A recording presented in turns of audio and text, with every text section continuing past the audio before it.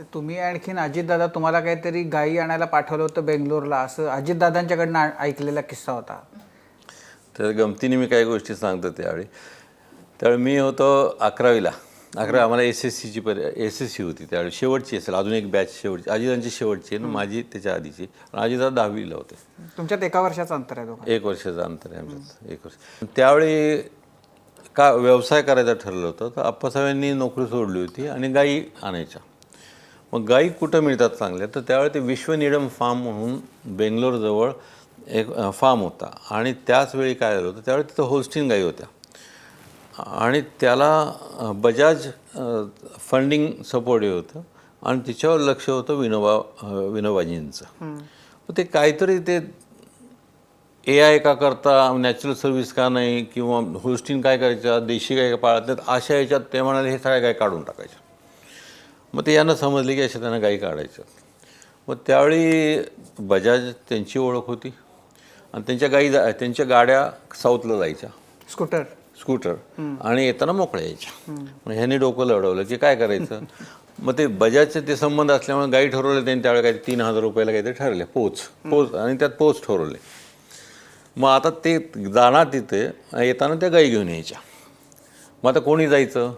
मग आमचं ठरलं की आम्हाला दोघांना पाठवलं. त्यांनी सांगितले एवढं 300 रुपये दिले आणि त्यांनी सांगितले असंच आहे, रेल्वेने जावं आणि तिथं तुम्ही त्या गाई घेऊन या. मग तिथं गेल्यानंतर ते काय झालं, ते गाड्या उशिरा आल्या काहीतरी त्यांच्या ट्रान्सपोर्टमध्ये, बजाजच्या आल्याच नाहीत. मग 1 आठवडाभर थांबलो आम्ही. मी इकडे तिकडे वेळ घालवल्यानंतर मग त्या गाई भरल्या. मग आता त्या गाईची काळजी जास्ती असल्यामुळे मी नेहमी गमतीने म्हणतो, म्हणजे त्यांच्या वडिलांनीच त्यावेळी गंमत केली होती.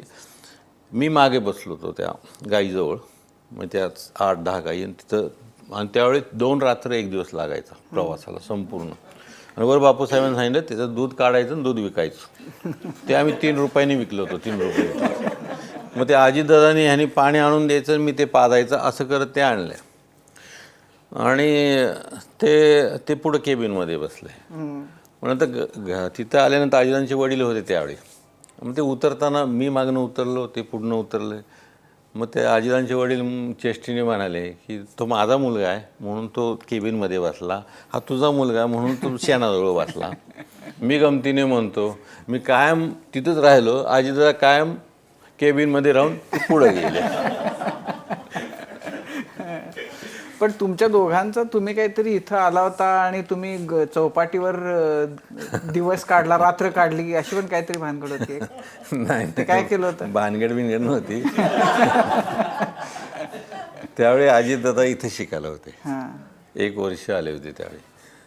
आणि मला नक्की माहीत नाही, बहुतेक काही विषय राहिला होता का काय माहीत नाही.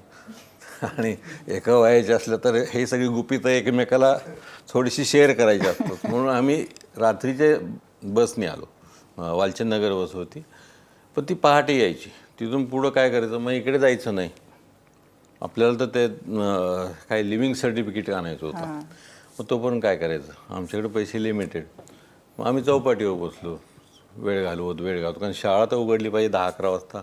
तोपर्यंत मग तिथून अशा, त्यावेळी मला वाटतं वसंतदादांच्या का कोणाचा तरी शपथविधी होता आणि मग त्या अशा गाडी भाऊ करत जायच्या. आम्ही दोघांनी बघितलं, म्हणजे आपलं अजितदादांनी बघितले की बाबा हे कधी आपल्या नशिबात आहे का नाही माहीत नाही, अशी ती चर्चा झाली होती गमतीने. पण ते नंतर ते काय उपमुख्यमंत्री पदापर्यंत ते गेले.